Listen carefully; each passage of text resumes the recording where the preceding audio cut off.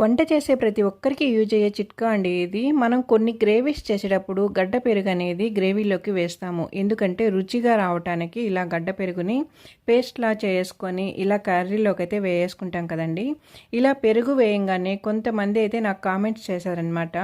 పెరుగు వేయంగానే అది విరిగిపోయినట్లు అయిపోతుంది. అంటే పాలు విరిగినట్లుగా చిన్న చిన్న పీసెస్ లాగా అయిపోతుంది అక్క అనేసి కామెంట్ అయితే చేశారండి. వాళ్ళ కోసం ఈ వీడియో అయితే.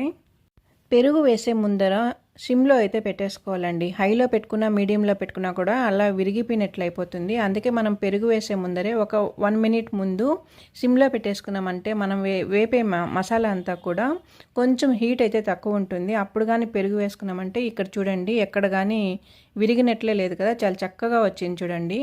అందరికీ యూజ్ అవుతుంది. చిట్కా నచ్చినట్లయితే ఛానల్ సబ్స్క్రైబ్ చేసుకొని లైక్ ఇవ్వండి, అలాగే షేర్ చేయండి. ఎప్పుడు కానీ సిమ్లో పెట్టుకొని పెరుగు అయితే వేసుకోవాలండి.